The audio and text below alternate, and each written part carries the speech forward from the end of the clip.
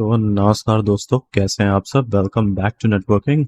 और आज शुरू करने जा रहे हैं फिजिकल लेयर। तो बिना देरी के लाइक सब्सक्राइब शेयर दबाइए, करते हैं स्टार्ट। अच्छा, क्विक रिकैप इन 2 सेकंड्स। ओएसआई मॉडल देखा था हमने, उसका टीसीपी आईपी मॉडल देखा था। सबसे नीचे होती है फिजिकल लेयर, इस पे चलते हैं फिजिकल एड्रेसेस।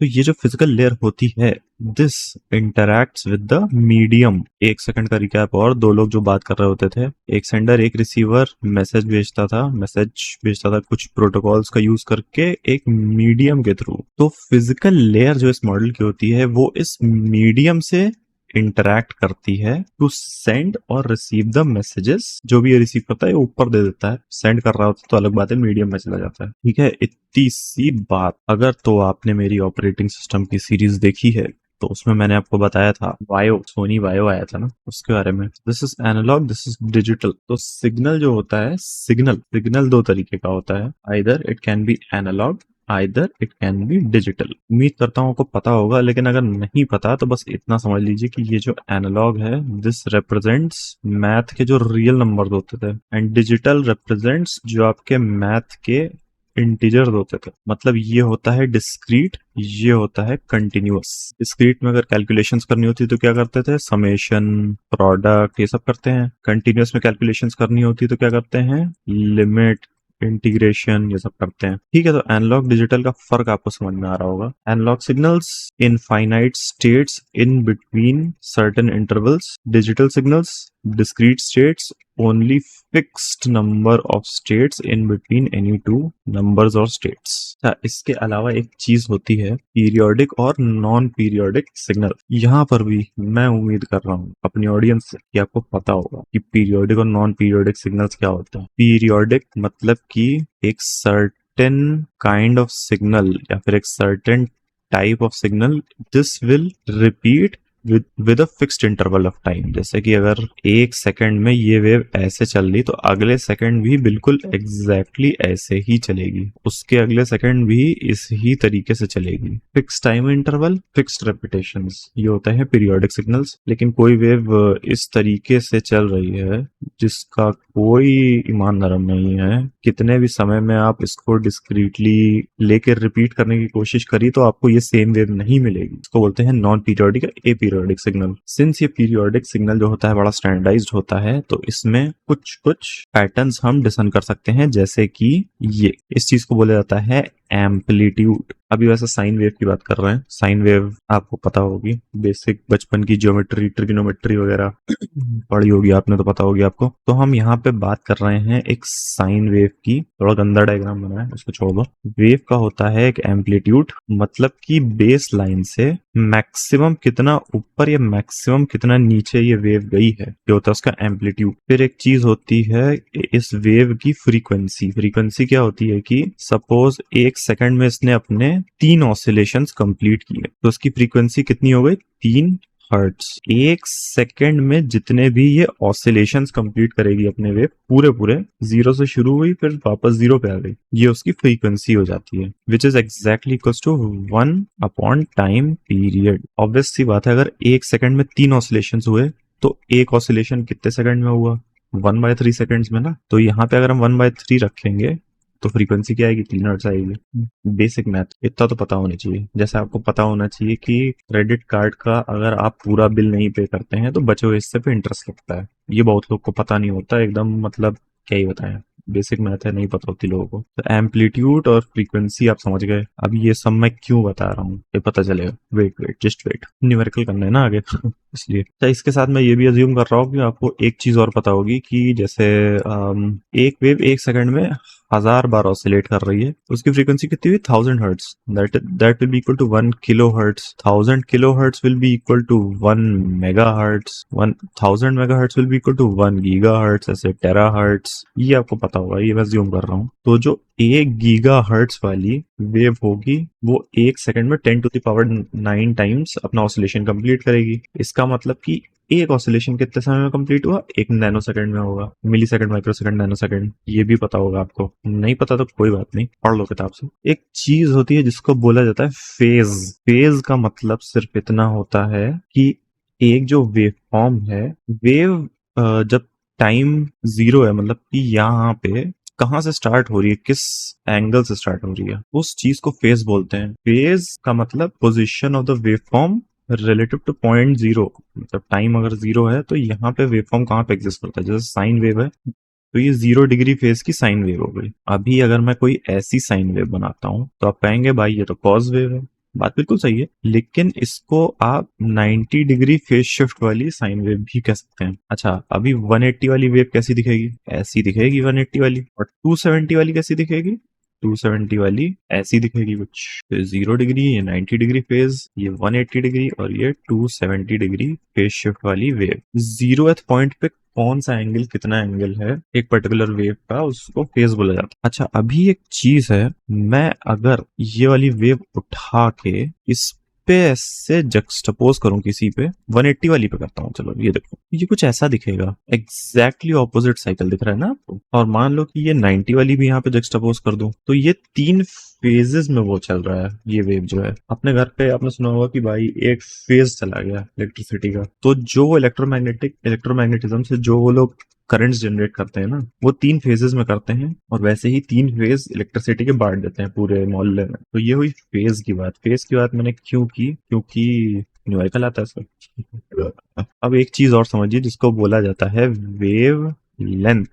अच्छा, स्पीड क्या होती है, डिस्टेंस अपॉन टाइम होता है, ये तो पढ़ा था ना 7वीं क्लास में, speed equals to distance upon time. अभी हमें अगर पता करना है कि वेव कितनी दूर तक ट्रेवल की, कैसे पता करेंगे, वेव की स्पीड क्या है। अगर इलेक्ट्रोमैग्नेटिक वेव है, लाइट वेव है, तो obviously it will be equal to कितना, हाँ, सी, मतलब की स्पीड ऑफ लाइट। तो स्पीड तो कांस्टेंट हो गई अपनी, ठीक है। ये जो अपनी फिजिकल दुनिया, उसमें स्पीड ऑफ लाइट होती है कांस्टेंट। और टाइम, टाइम कैसे पता चलेगा, सपोज हमारी वेव की फ्रीक्वेंसी है 1000 हर्ट्ज, यानी कि 1 सेकंड में वो 1000 ऑसिलेशन पूरे कर लेती है। तो एक ऑसिलेशन कितनी देर में पूरा करेगी, 1/1000 सेकेंड्स, है ना।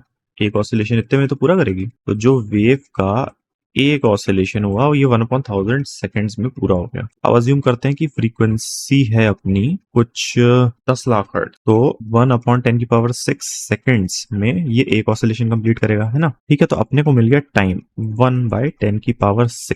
स्पीड ऑफ लाइट कांस्टेंट है, 10⁻⁸ मीटर पर सेकेंड। तो ये वेव की वेव लेंथ कितनी हुई है, कितना ट्रेवल कर गई है, एक ऑसिलेशन में कितना ट्रेवल कर गई, ये होती है वेव लेंथ। तो एक ऑसिलेशन में वेव कितना ट्रेवल करी, कितनी दूर तक ट्रेवल करी, उसको वेव लेंथ बोलते हैं। एक ऑसिलेशन में कितनी दूर ट्रेवल करी, तो ये निकल आएगा, कैसे निकलेगा, इसका आंसर आएगा 3 × 10⁻², विच मीन्स 300 क्या, मीटर। तो 300 मीटर इसकी वेवलेंथ हो गई। तो ये तो चलो बात हो गई वेवलेंथ की। इसमें और भी काफी चीजें हैं डीप में जाके, मतलब कॉम्पोजिट सिग्नल होता है, कॉम्पोजिट सिग्नल पे फोरियर एनालिसिस करते हैं, उसमें से 3 फ्रीक्वेंसी आती हैं, उनको अलग अलग करके फिर फ्रीक्वेंसी डोमेन पे प्लॉट किया जाता है। वो सब नहीं देखेंगे अभी। अभी सीधे आएंगे बैंडविड्थ पे। बैंडविड्थ पे आने से पहले एक चीज समझनी जरूरी है, कॉम्पोजिट सिग्नल्स। तो जब हम दो सिग्नल्स को बेसिकली ऐड कर देते हैं, 2 या 2 से ज्यादा सिग्नल्स को ऐड कर देंगे, तो जो हमारे पास फाइनली वेव फॉर्म आएगा ना, उसको कॉम्पोजिट सिग्नल बोलेंगे। अच्छा, अभी यहाँ पे वेव का एम्पलीट्यूड क्या है, 0, इसका क्या है 0, तो यहाँ पे भी 0 प्लॉट होगा।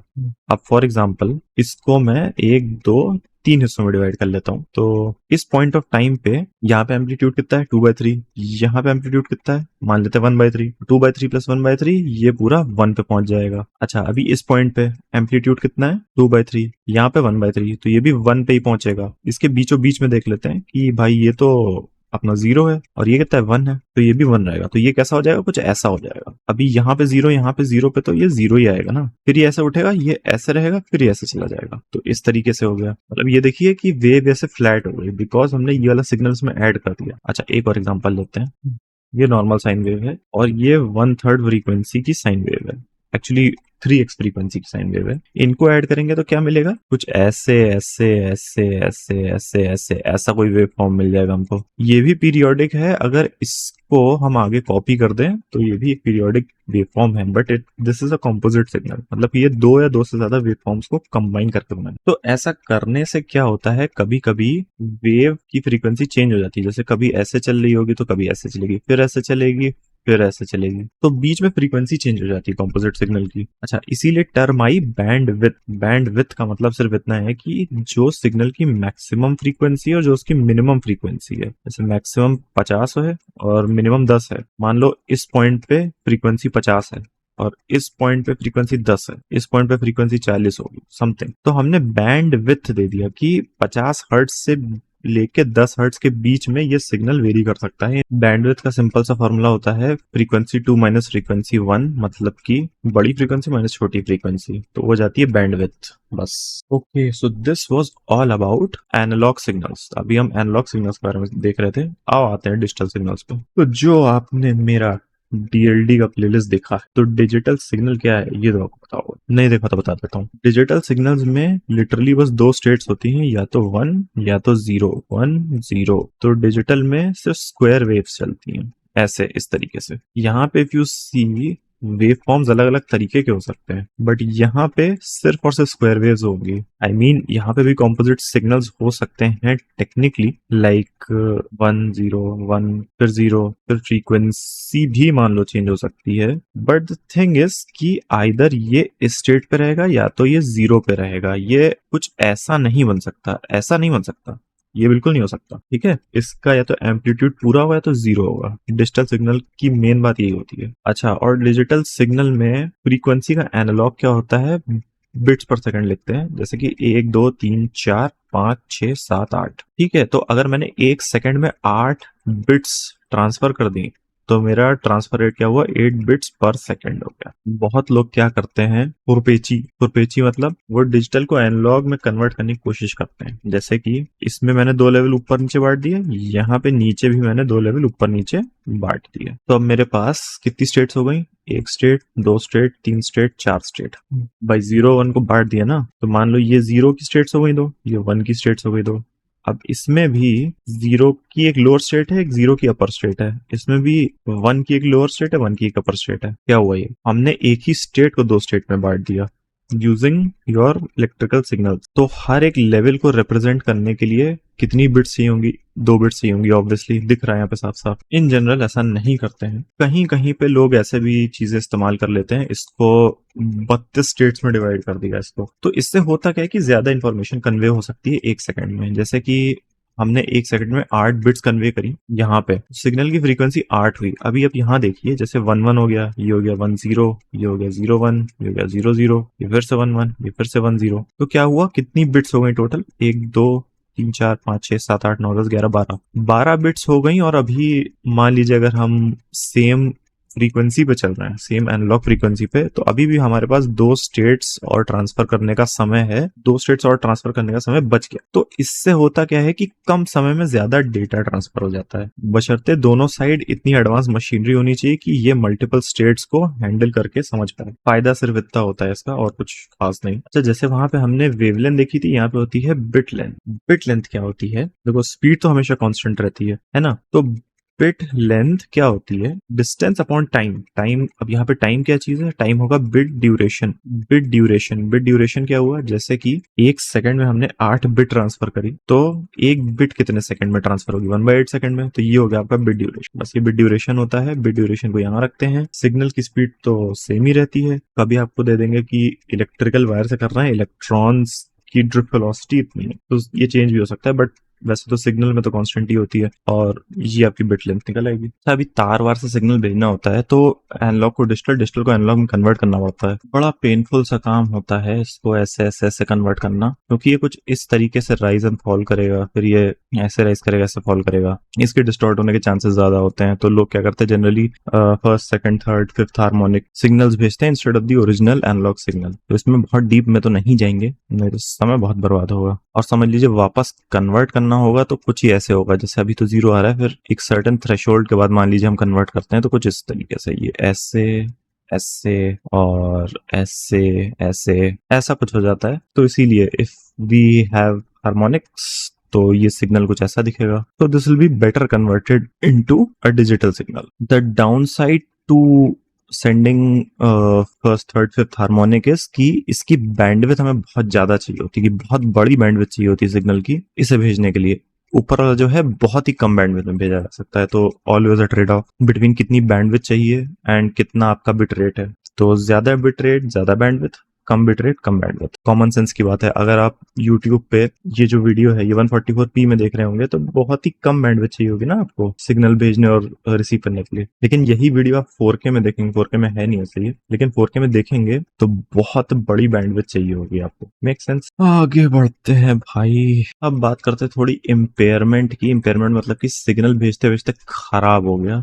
3 तरीके के इम्पेयरमेंट्स होते हैं, ठीक है। तो भाई 3 तरीके के ये होते हैं अपने इम्पेयरमेंट्स, जिसका मतलब अभी हम देखेंगे एटेन्यूएशन, डिस्टॉर्शन, नॉइज। एटेन्यूएशन का मतलब लॉस ऑफ एनर्जी। जैसे कि हमारा सिग्नल कुछ ऐसा है, ये थोड़ी दूर जाते जाते ऐसा हो जाता है, ठीक है, एनर्जी लॉस हो जाती है, इसकी एम्पलीट्यूड छोटा हो जाता है इसका। रियल वर्ल्ड में थोड़ा कैसा दिखेगा, ये देखिए ऐसा दिखेगा। जैसे ये जा रहा है तो धीरे धीरे धीरे धीरे धीरे धीरे करते करते करते एनर्जी इसकी लो हो जाएगी, लॉस। इसको बोलते हैं एटेन्यूएशन। अच्छा, इसका सोल्यूशन क्या है? एम्पलीफायर लगाना। इसी सिग्नल का एम्पलीट्यूड बढ़ा देगा एम्पलीफायर अगर हम यहाँ पे लगाते हैं तो। अच्छा, कितनी पावर लॉस हुई उसके लिए एक डेसिबल रेटिंग होती है। डेसिबल वैसे साउंड वेव्स के लिए ज्यादा हम लोग यूज करते हैं, वैसे decibel is used in the world of signals in general. तो 10 times log base 10 P2 upon P1, मतलब कि P2 मतलब कि आगे के पॉइंट पे कितनी पावर है, इस पे नहीं, इस पे समझिए। इस पॉइंट पे कितनी पावर है, ये P2 हो गया, और इस पॉइंट पे कितनी पावर है, P1। तो उसका रेशियो होता है, उसका जब लॉग लेंगे उसको 10 से मल्टीप्लाई करेंगे तो उसकी डेसिबल रेटिंग मिलेगी।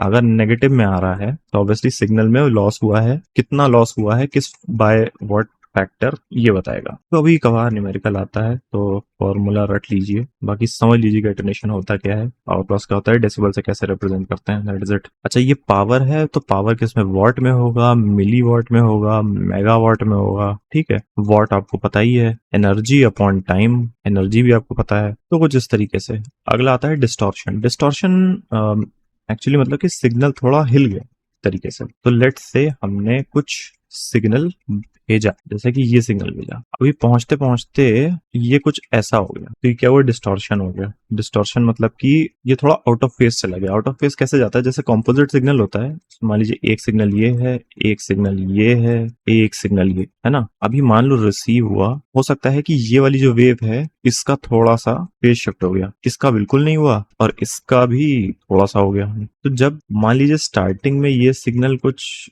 ऐसा दिखता था, यहाँ आने के बाद ये कुछ ऐसा दिखने लगेगा। तो अब दोनों को कंपेयर कीजिए, देखिए थोड़ा अलग हो गया ना। तो इस चीज को डिस्टॉर्शन बोलते हैं। डिस्टॉर्शन के बाद आता है नॉइज। मान लीजिए हम साइन वेव भेज रहे थे और बीच में कोई एक ऐसा नॉइज उसने पकड़ लिया कुछ इस तरीके से, तो जो फाइनल सिग्नल अपना रिसीव होगा वो कुछ ऐसे दिखेगा, ऐसे ऐसे करके दिखेगा। इसको नॉइज बोलते हैं। ये हमने भेजे थे, ये आउट ऑफ सिंक हो गए तो ये डिस्टॉर्ट हो गया। ये हमने नहीं भेजा था, इसने बीच में कहीं पकड़ लिया, इसमें जुड़ गया, नॉइज होगा। यहाँ पे एक टर्म आती है सिग्नल टू नॉइज रेशियो, वही आपकी सिग्नल की पावर और नॉइज की पावर का रेशियो होता है, सिग्नल टू नॉइज रेशियो यही होता है। इसको लॉग बेस 10 करके लॉग से मल्टीप्लाई कर देंगे तो सिग्नल नॉइज रेशियो का डेसिबल यूनिट आ जाएगा। बस इस पे भी कभी कभार न्यूमेरिकल आते हैं। तो अच्छा, न्यूमेरिकल कुछ ऐसे भी आएंगे कि हमने सिग्नल भेजा एक नॉइज लेस चैनल से, फिर भेजा एक नॉइज वाले चैनल से, तो बताओ कि दोनों में जो एक्चुअल सिग्नल रिसीव होगा उसकी पावर में डिफरेंस कितना होगा। ऐसा वो ऐसे ऐसे क्वेश्चंस आ जाते हैं। तो these are the kinds of questions that you will encounter.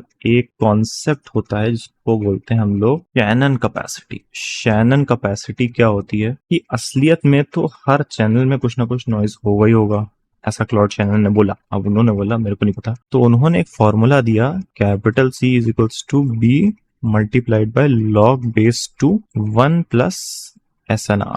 This is the Shannon capacity. It is to determine the highest data rate which can be sent through a noisy channel. For example, signal to noise ratio था 0। अच्छा, 0 ratio का मतलब क्या हुआ? 0 ratio का मतलब कि infinite noise है। तो अगर इसको हम कैलकुलेट करेंगे तो आंसर 0 आएगा। मतलब कि अगर इनफाइनाइट नॉइज है तो हम कभी इसमें सिग्नल भेज ही नहीं सकते। Things like this. तो बेसिकली बस ये इतना बताता है कि इस चैनल से थियोरेटिकली कितना डेटा हम लोग ट्रांसफर कर सकते हैं। अभी यहाँ पे मैं लिखने जा रहा हूँ 3 टर्म्स, किताब खोलना और पढ़ना। बैंडविड्थ हम देख चुके हैं क्या होती है। देखना क्या है, relation between hertz and BPS.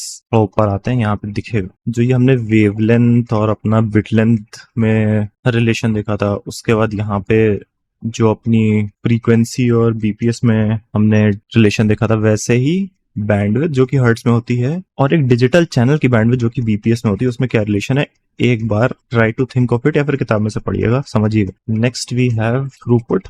इसके बारे में पढ़ना है। थ्रूपुट का मतलब बता देता हूँ। लेट से हमारी बैंडविड्थ है 100 एमबीपीएस, बट डेटा का जो ट्रांसफर है वो केवल 10 एमबीपीएस में हो रहा है। डेटा इतनी हिस्से से निकल रहा है, केवल 10 एमबीपीएस से डेटा जा रहा है, तो इस चीज को थ्रूपुट बोलते हैं। एक बार पढ़िए इसके बारे में। Next up we have latency. Latency वैसे तो आपको डेफिनेशन पता होगी कि हमने सिग्नल भेजा, यहां से भेजा और यहां तक जाने में कितना समय लगा, वो लेटेंसी। लेकिन एक्चुअली में लेटेंसी में क्या क्या इंक्लूड होता है? लेटेंसी में प्रोपगेशन टाइम, मतलब कि पहुंचने में कितना समय लगा। ट्रांसमिशन टाइम, मतलब कि मुझे यहाँ से पूरा सिग्नल ट्रांसमिट करने में कितना टाइम लगा। क्यूइंग टाइम, मतलब कि यहाँ पे अगर सिग्नल आ भी गया तो कितनी देर वेट किया उसने बिफोर गेटिंग प्रोसेस्ड, उसके बाद प्रोसेस में कितना टाइम लगा। इस पूरे में जितना समय लगा उसको लेटेंसी बोलते हैं। तो लेटेंसी के बारे में एक बार पढ़ लीजिएगा। Next up we have bandwidth delay, और एक चीज और जिटर। तो ये बैंडविड्थ डिले और जिटर के बारे में पढ़िएगा क्या होते हैं। ठीक है, ये इतना है होमवर्क, और अभी आ जाते हैं वापस। So thank you so much for watching this video. अगर आपने देखा है कमेंट जरूर करिएगा, नहीं तो मुझे पता नहीं चलता कौन देख रहा है। एक सेकंड, इतना जो मैंने आपको ये समझाया, सिग्नल तो ये तो वो तो नहीं तो क्या, एनालॉग फिर डिजिटल, ये सब काम आने वाला है फिजिकल लेयर में, तो उसका प्रीरेक्विजिट समझ लीजिए। फिलहाल के लिए फिर चलते हैं, मिलेंगे किसी और वीडियो में। तब तक के लिए स्वस्थ रहना, सुखी रहें और बाय बाय।